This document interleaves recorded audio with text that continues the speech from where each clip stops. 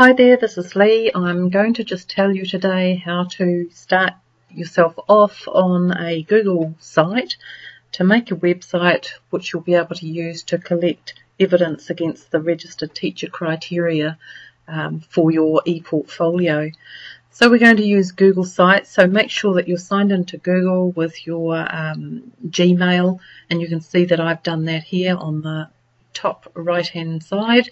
And from there I'll tell you about how to set it up initially, and hopefully you'll be able to move forward and make your own site easily from these basic instructions.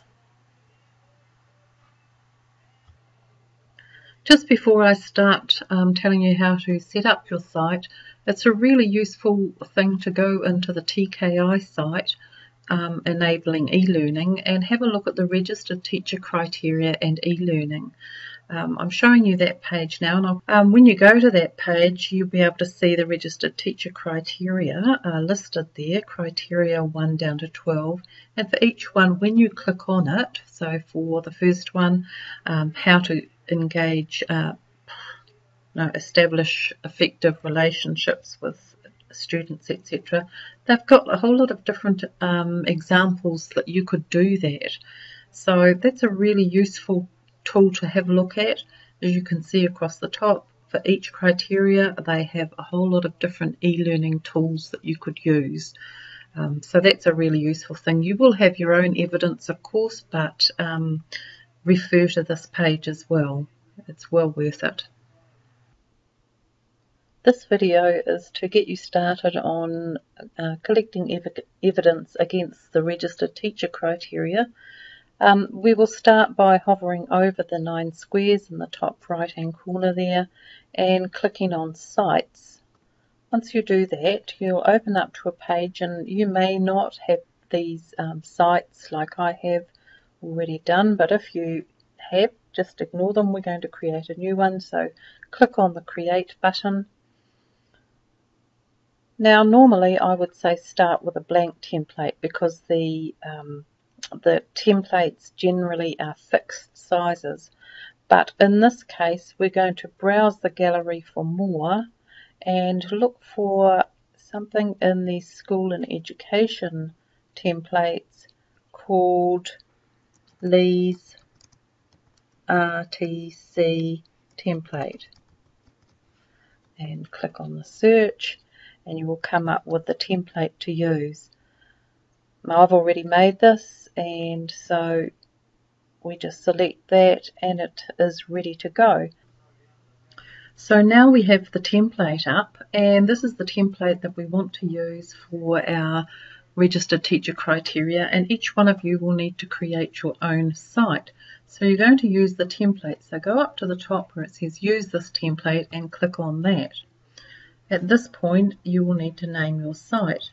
I might call it Lee's Evidence, and leave it like that, see if that will work. And I've got to type in the little word there, hopefully that's it, and I'm going to create that.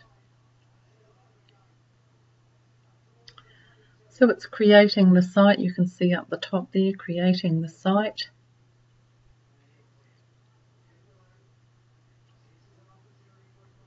And the site is a place in which to collect evidence. Okay, we've got that. So here's our site, and this one of course is called, as you can see, Lee's Evidence up the top. So that makes it different from the template and makes it editable for you. So you'll be able to make adjustments to it. You'll be able to remove that picture if you want to. You'll be able to do whatever you like.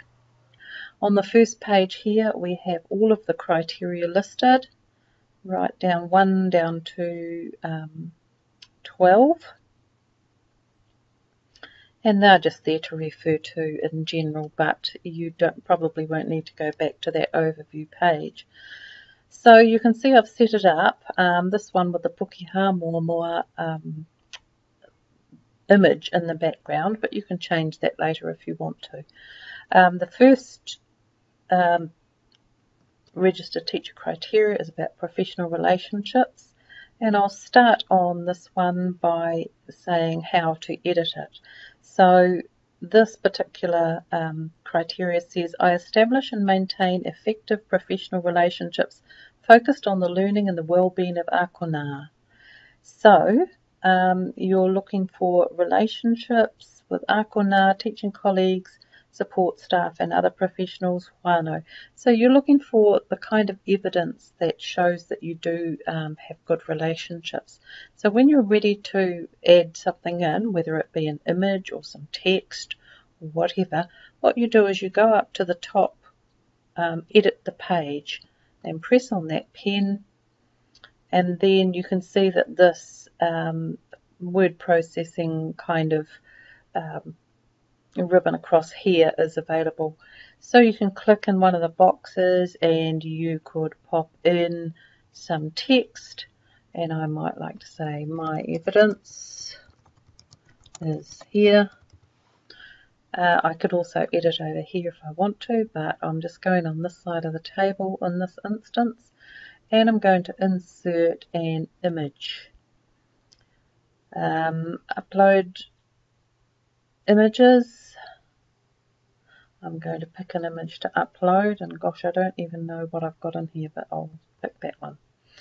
And it's uploading it. It looks like quite a large image, so it's probably going to take up a bit of space in my site. In fact, it might be too big even, so it's still right. So that is the image that I'm going to choose, and I'm going to say OK. That one there's what I want. What I want is a small one, not the original size. So I'm just going to pop it in there, and it's a picture of me presenting at a conference. So you can decide if you want it to the middle, to the right of that table, small, medium, large, and whether you want it to wrap around the text or not. So you can add images, you can also add all sorts of bits and pieces. If you have a look under the insert menu, there's images, links and so on. As you get further down in your experience, you'll be able to add all of these different things here. Once you've finished editing your page, don't forget to press that save up the top right hand side, and you will go back to the page that everyone will see. And what I'm going to do now is tell you how to add another page, because it may be that you've got all 12 criteria there, but you decided to add an extra page that perhaps had all of the readings that you had been looking at. So remember, we used this one to edit the page, and now we use this one next to it for a new page. So press the new page. And it's as simple as this. You've got to name your new page, and I'm going to assume that this is going to be readings that are related. And we're going to just choose a web page. Now, this time I'm going to change it to announcements, because after each reading, then you can actually make a comment as well. And just create that page. Press on that red button.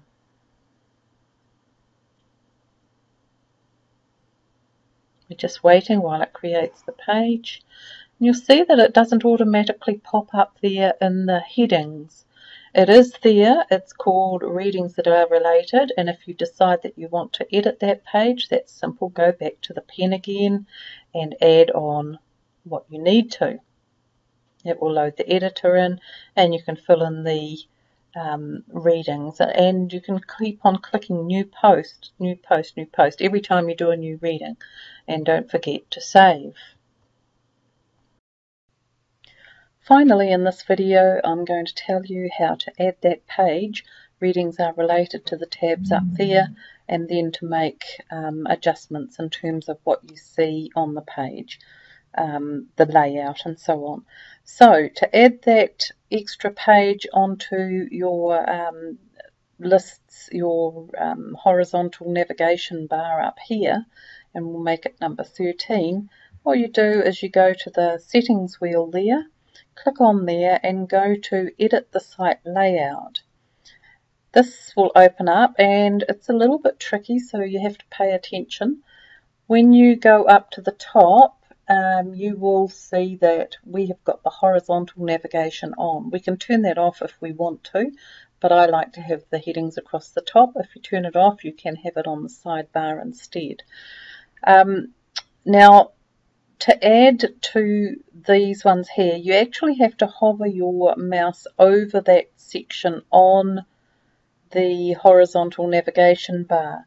Once you've done that, you can see it changes colour, and you can click straight in that blue part there, and what we're wanting to do is to add that page that we had on. We've already got those other pages up, we're just adding a page, and it's saying what page do you want to add, and I'm just going to scroll down here, and none of them are actually called, oh yes, readings that are related is there, so I'm going to click on that. Sometimes you have to go to my recent changes to find that page. So we're clicking on that one there, and we're saying OK.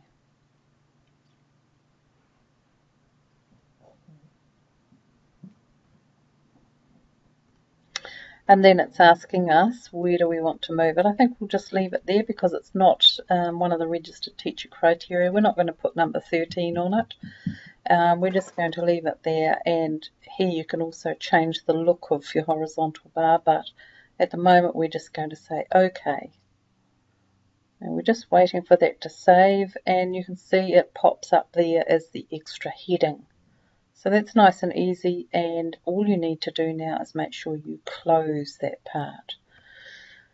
And finally, as I said, just looking at how to manage the site, and this is where you will change the appearance of your website. Now, if you scroll right down underneath themes and colours, you can click on there.